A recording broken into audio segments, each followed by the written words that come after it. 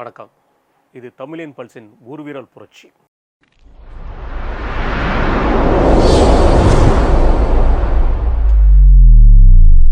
கடந்த வாரம் பார்த்துருப்பீங்க, திருவண்ணாமலை மாவட்டத்தில் உள்ள 8 தொகுதியை நம்ம பார்த்துருந்தோம். இந்த 8 தொகுதியிலையுமே குறிப்பாக சொல்லப்போனால் ஆளுங்கட்சி மேலே இருக்கிற அதிருப்தி எந்த அளவுக்கு மக்கள் மத்தியில் இருக்குங்கிறத நாங்கள் தமிழின் பல்ஸ் உங்களுடைய நேரடியாக கவனத்துக்கு கொண்டு வந்திருந்தோம். நிறைய இடங்களில் எந்தெந்த தேவைகள் அதிகமாக இருக்குது, எந்த வேலைகள் நடக்கலை, திட்டங்கள் எதுவுமே செயல்படுத்த முடியல, ஆளுங்கட்சி இருக்கும்போது எதிர்க்கட்சி எம்எல்ஏக்கு சரியான ஒத்துழைப்பு இல்லை அந்த தொகுதிகளுக்கு, பல்வேறு குற்றச்சாட்டுகள் திருவண்ணாமலை மாவட்டத்தில் உள்ள 8 தொகுதியிலுமே வெவ்வேறு விதமான குற்றச்சாட்டுகள் இருந்தது. குறிப்பாக இதில் இன்னொரு விஷயம் என்னென்னா, திருவண்ணாமலை மாவட்டத்தை ஒவ்வொரு மாவட்டமாக நம்ம எடுத்து பார்க்கக்கூடிய விஷயம், இந்த 234 தொகுதியுமே நம்ம தமிழக அரசாங்கம் எவ்வாறு கையாளுது, நாளைக்கு ஒவ்வொரு தொகுதியிலுமே நிறைய வித்தியாசங்கள் இருக்கலாம்.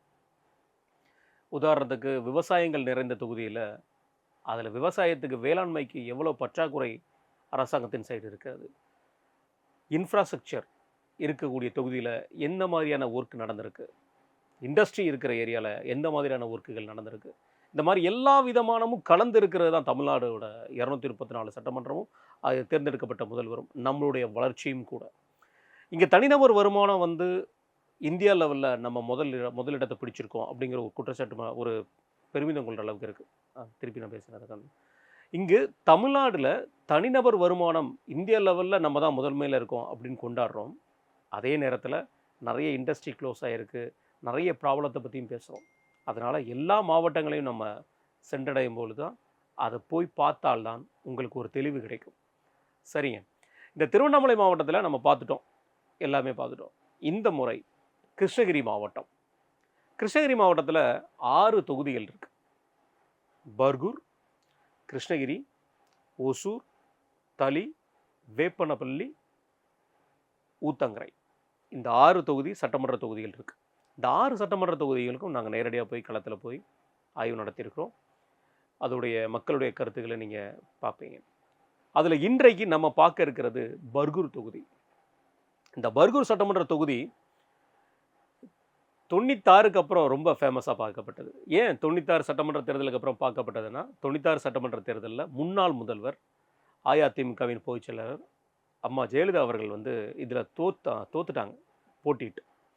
அதில் வின் பண்ணது சுகவனம் சொல்லி ஒரு சட்டமன்ற உறுப்பினர், திமுக சட்டமன்ற உறுப்பினர் வின் பண்ணியிருந்தார். அதன் பின்பு அவர் நாடாளுமன்ற உறுப்பினராக ஒரு முறை தேர்ந்தெடுக்கப்பட்டார். அதனால் அதுக்கப்புறம் அவர் எப்படி இருக்கார் என்னங்கிறது தெரியாத அளவுக்கு போயிடுச்சு. ஆனால் அதில் தோத்த ஜெயலலிதா அவர்கள் மீண்டும் முதல்வராகி தமிழ்நாட்டுக்கு காமிச்சு கொடுத்துருந்தார். அதில் தோல்வி வெற்றிங்கிறது ஒரு பெரிய விஷயம் இல்லை, அங்கே எந்த மாதிரி களம் இருக்குங்கிறது தான் முக்கியம். ஆனால் பர்கூரில் திமுகவுக்கு ஒரு சாதகமான களம் இருக்குங்கிறது உண்மைதாங்க. இந்த திமுகவுடைய கோட்டையாக தாங்க பார்க்கப்படுது கிருஷ்ணகிரி மாவட்டம் முழுவதுமே. கோட்டைனா எப்படின்னா, அதுக்காக ஆளுங்கட்சி நல்லா வேலை செஞ்சுருக்காங்களா அப்படிங்கிற கேள்வி கேட்டிங்கன்னா இல்லை.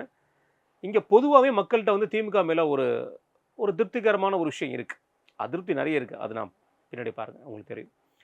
இந்த பர்கூர் தொகுதி முழுக்க பார்த்தீங்கன்னா ட்ரேடிங் தொகுதியாக பார்க்கப்படுது. டெக்ஸ்டைல்ஸோட விஷயங்கள் இங்கே நிறைய இருக்குங்க. டெக்ஸ்டைல்ஸ் நிறைய பிஸ்னஸ் இங்கே பண்ணுறாங்க, ட்ரேடிங் பண்ணுறாங்க, ஃபேக்ட்ரியில் ட்ரேடிங் பண்ணுறாங்க. ஊர் ரொம்ப அமைதியான ஊருங்க, ரொம்ப அமைதியாக இருந்துச்சு. மக்கள்கிட்ட போய் நாங்கள் கலந்து கேட்கும்போது நிறைய குற்றச்சாட்டுகள் ஆளுங்கட்சி மீது இருந்தது. ஆனால் எம்எல்ஏ அவர்களுடைய செயல்பாடு போதுமான அளவுக்கு அதிருப்திங்கிறது அந்த அளவுக்கு இல்லை, ஓரளவுக்கு திருப்திகரமாக தான் இருந்தது. மீண்டும் இந்த முறை அவர் அடுத்த முறை போட்டியிட்டால் எப்படி வாய்ப்புகள் இருக்கும் அப்படிங்கிற கேட்கும் பொழுது அது மக்கள் மத்தியில் இல்லைங்க தோற்றுருவாருங்க, மீண்டும் போட்டியிட்டால் தோற்றுருவாருங்க அப்படிங்கிற ஒரு குற்றச்சாட்டு இருந்துச்சு. சரிங்க, 2016 சட்டமன்ற தேர்தல் அதை நம்ம கணக்கில் எடுத்து பார்த்தோம்னா, 2016 சட்டமன்ற தேர்தலில் இங்கே ஜெயிச்சது ஏடிஎம்கே, டிஎம்கே இங்கே தோத்தாங்க. ஆனால் வாக்கு சதவீதம் பார்த்தீங்கன்னா டிஃப்ரென்ஸ் ரொம்ப கம்மியான பர்சன்டேஜ் வாக்கு சதவீதம். பாமக இங்கே கிட்டத்தட்ட 8% வாக்குகள் பெற்றிருந்தாங்க. அதே 2021 சட்டமன்ற தேர்தலில் பார்த்தீங்கன்னா திருப்பி டிஎம்கே வின் பண்ணியிருந்தாங்க. டிஎம்கேக்கும் ஏடிஎம்கேக்கும் இருக்க வாக்கு சதவீதம் பார்த்தீங்கன்னா கிட்டத்தட்ட ஒரு 3-4 வாக்கு சதவீதம் டிஃப்ரென்ஸ் இருந்துச்சு. பாமக கூட கூட்டணி அமைத்திருந்த நேரம் தான் 2021. இந்த 2026 சட்டமன்ற தேர்தலில் திமுக ஆளுங்கட்சியாக இருந்து செய்ய தவறின விஷயம்தான் இங்கே அவங்களுக்கு எதிர்வினையாக்குறது.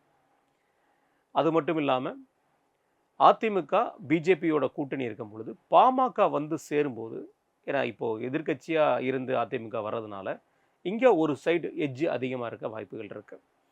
தேமுதிகவும் இந்த கூட்டணியில் வந்து இணைந்தாங்கன்னா வெற்றி உறுதினே சொல்ல முடியுங்க. விஜய், தாவேகா தலைவர் விஜய் அவர்கள், அவருடைய வருகையை மக்கள் ஏற்றுக்கிறாங்க.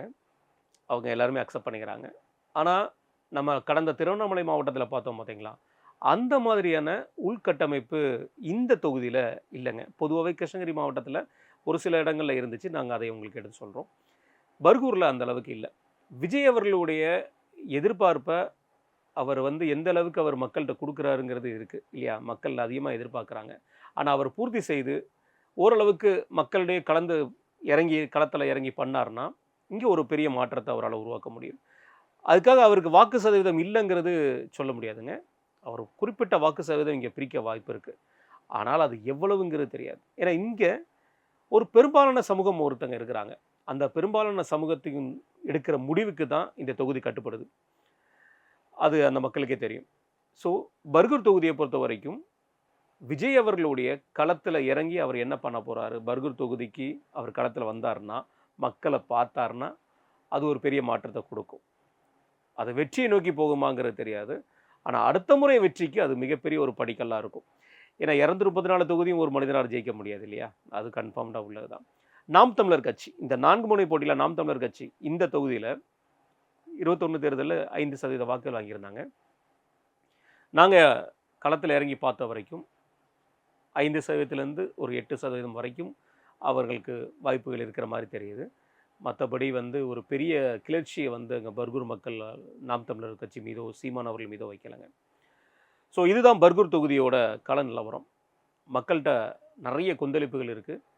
அது ஆளுங்கட்சி அதை பார்த்ததுக்கப்புறம் அதோடைய சட்டமன்ற உறுப்பினரும் பார்த்ததுக்கப்புறம் சரி செய்தாங்கன்னா அது அவங்களுக்கு பலமாக இருக்கலாம். அதிமுக கொஞ்சம் கூட்டணி கணக்குகளை மாற்றி கூட்டணி கணக்குகளை சரி செய்து களத்தில் இறங்கினாங்கன்னா வெற்றி அவர்களுக்கு தான். விஜய் அவர்கள் குறிப்பிட்ட சதவீத வாக்குகள் மட்டும் வாங்குவார். மிக்க நன்றி.